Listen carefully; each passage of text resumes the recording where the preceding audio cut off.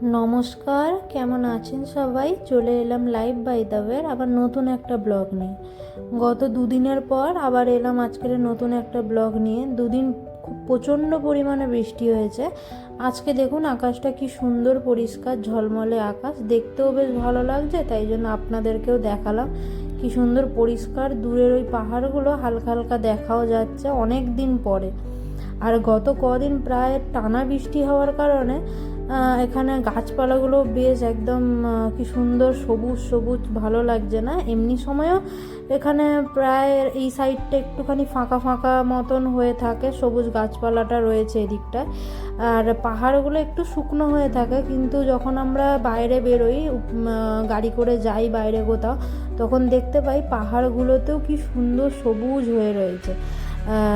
মানে বৃষ্টির জল পেয়ে এত ভালোভাবে ওই জন্য সবুজ হয়ে রয়েছে চারিদিকটা, কি ভালো লাগছে না? তা আমিও বাইরে বেরোলাম, আর উপরে না কি ভালো হাওয়া দেয়, বাইরে এসে এই ব্যালকানিতে দাঁড়াতে খুব ভালো লাগে। তো সকালবেলা আজকে অনেক দিন পর সূর্যের আলো দেখতে পেয়েছি, তাই জন্য বাইরে বেরিয়ে এসে আপনাদেরকেও দেখালাম। আমিও একটুখানি দাঁড়িয়েছিলাম বাইরে, ভালো লাগছিল অনেক দিন পরেই, বেশ কি সুন্দর ওয়েদারটা।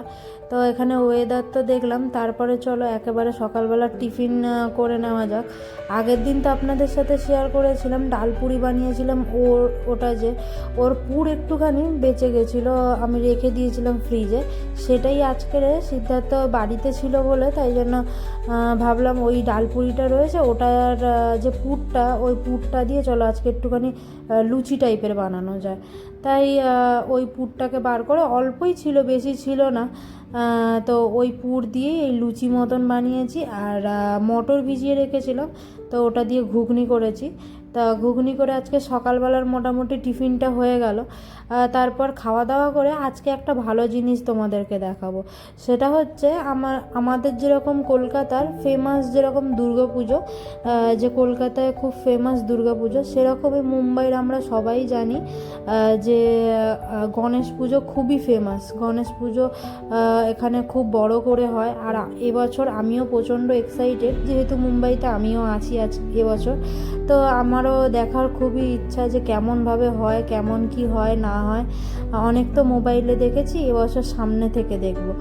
তো আমাদের ওখানেও যেরকম লক্ষ্মী পুজো বলো, সরস্বতী পুজো বলো, তারপরে অনেক রকম তারপরে আরও অনেক রকম পুজো হতো, নাম আমি এই মুহূর্তে মনে পড়ছে না।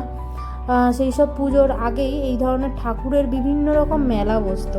তো সেরকম মেলাতে মাঝে মাঝে আমি যেতাম, সব সময় যেতাম না, মাঝে মাঝে যেতাম, গিয়ে দেখতাম। তো সেরকমই এখানে দেখছি কি সুন্দর, এত সুন্দর সুন্দর গণেশ ঠাকুর, কী বলবো, মানে দেখে চোখও সার্থক হয়ে যাচ্ছে, এত ভালো লাগছে।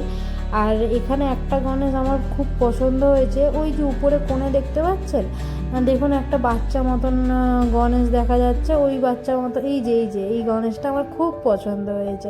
আর এবছর একটু ইচ্ছাও আছে যে গণেশ পুজো বাড়িতেও করার, এখানে আমাদের মুম্বাইয়ের বাড়িতে। দেখি যদি সেরকম সম্ভব হয় তাহলে অবশ্যই করব। আমার তো গণেশ ঠাকুরগুলো এত পছন্দ হয়েছে। তো আমরা বিকেলবেলা বেরিয়ে পড়েছিলাম বলতে সেরকম কিছু নেই, আশপাশটা ঘুরতেই বেরিয়েছিলাম। এত সুন্দর সুন্দর স্টল লাগানো হয়েছে, সেইগুলোই দেখছিলাম। পাশাপাশি বেশি দূরেই না, আমাদের সোসাইটি পাশেই আর একটা সোসাইটি আছে, ওই সোসাইটির ভিতরেই আমরা একটু হাঁটাহাঁটি করছিলাম।